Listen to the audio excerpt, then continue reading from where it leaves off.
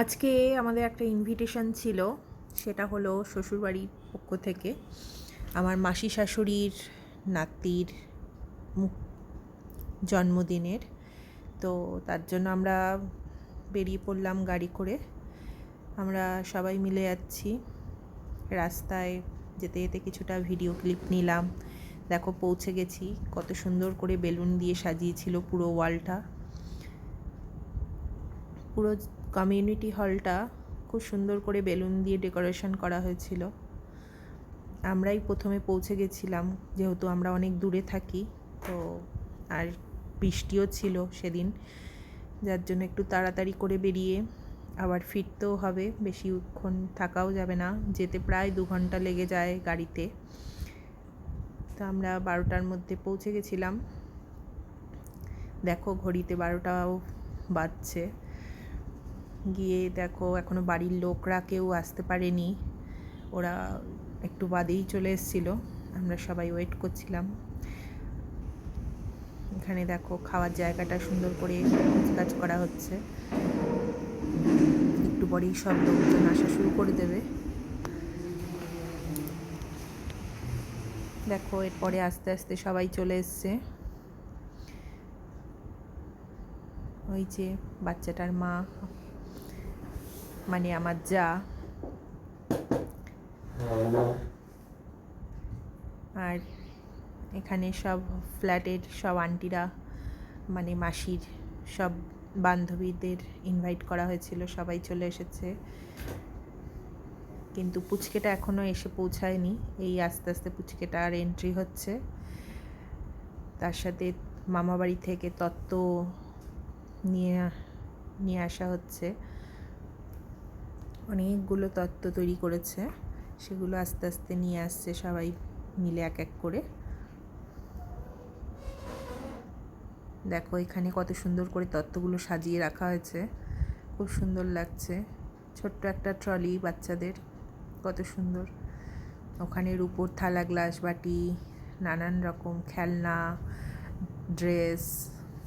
এই যে 1 বছরের কেক বানানো হয়েছে, এবার এটাকে কাটিং করা হবে। এটা ছেলের, বাচ্চাটার বাবা, মানে আমার দেওর। দেখো কত সুন্দর করে সাজিয়ে নিয়ে এসছে। যার জন্য এত আয়োজন, সে কিছুই বুঝতে পারছে না। ওই দেখো এত লোক দেখে সেও হতবাক হয়ে গেছে। এখন কেক কাটিং হচ্ছে বাবা মায়ের সাথে। ওখানে দিদার মা সবাই রয়েছে। আর একটু কেক খাইয়ে দেওয়া হয়েছে পুচকেটাকে। আর অন্যরকম টেস্ট পেয়ে খুব মজা করে চেটেপুটে খাচ্ছিল। এখন আমরা খেতে বসে গেছি কেক কাটিংয়ের পরে। সামনে একটা আন্টি, মানে মাসির বান্ধবী বসেছিলেন আমাদের সাথে। প্রথমে সাদা ভাত দিয়ে দেওয়া হয়েছে, তারপরে দেওয়া হয়েছে শুক্তো। প্রত্যেকটা আইটেম খুব সুন্দর রান্না করা হয়েছিল। তারপরে আসলো ভেজ ডাল, তার সাথে ঝুরি আলু ভাজা ছিল। ভেজ ডালটা খেতেও অসাধারণ ছিল। ঝুরি আলু ভাজা আমার খুব ভালো লাগে, তার জন্য আরেকবার রিপিট করতে বললাম। তারপরে চলে আসলো আস্তে আস্তে আমাদের কাছে স্যালাড, তারপরে ফিশ ফ্রাই দিয়ে দিল আমাদেরকে। ফিশ ফ্রাইটা দারুণ হয়েছিল খেতে। আমি একটাই নিয়েছিলাম, কারণ প্রত্যেকটা আইটেম ট্রাই করতে হবে, একটা খেয়ে সব পেট ভরে যাবে। তারপরে দেওয়া হয়েছিল ইলিশ ভাপা।